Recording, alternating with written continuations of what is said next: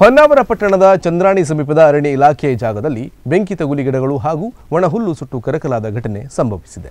ರಾಮತೀರ್ಥದ ಸಮೀಪ ಇರುವ ಪ್ರದೇಶದಲ್ಲಿ ಆಕಸ್ಮಿಕವಾಗಿ ಅಗ್ನಿ ಅವಘಡ ನಡೆದಿದೆ ಎನ್ನಲಾಗಿದೆ. ಕ್ಷಣ ಮಾತ್ರದಲ್ಲೇ ರಸ್ತೆಯ ಅಕ್ಕಪಕ್ಕ ಬೆಳೆದ ಒಣಹುಲ್ಲು ಹಾಗೂ ಗಿಡಗಳಿಗೆ ಬೆಂಕಿ ವ್ಯಾಪಿಸಿದೆ.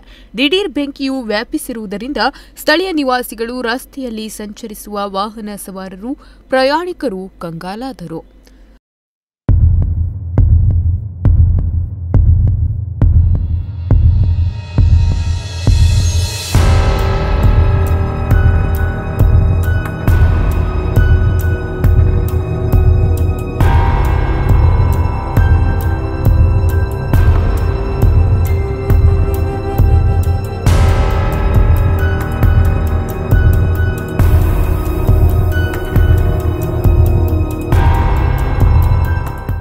ಅಗ್ನಿಶಾಮಕ ಅಧಿಕಾರಿಗಳಿಗೆ ಮಾಹಿತಿ ಸಿಕ್ಕ ಹಿನ್ನೆಲೆ ಸ್ಥಳಕ್ಕೆ ಧಾವಿಸಿ ಬೆಂಕಿ ನಂದಿಸುವಲ್ಲಿ ಯಶಸ್ವಿಯಾದರು.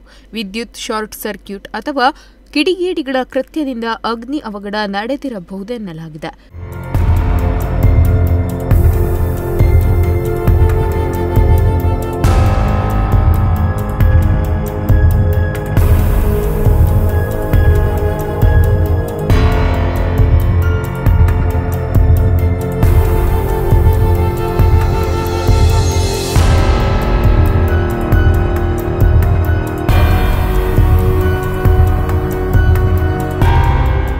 ಪದೇ ಪದೇ ಈ ಭಾಗದಲ್ಲಿ ಇಂತಹ ಘಟನೆಗಳು ಮರುಕಳಿಸುತ್ತಿದೆ. ಕೆಇಬಿ ಹಾಗೂ ಅರಣ್ಯ ಇಲಾಖೆ ಈ ಬಗ್ಗೆ ನಿಷ್ಕಾಳಜಿ ತೋರುತ್ತಿದೆ.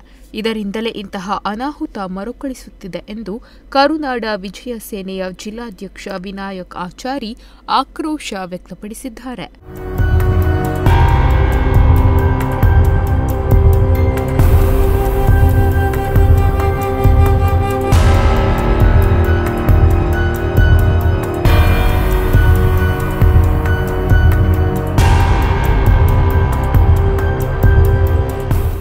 ನಾಗರಾಜ್ ನಾಯ್ಕ್, ನುಡಿಸಿರಿ ನ್ಯೂಸ್, ಹೊನ್ನಾವರ.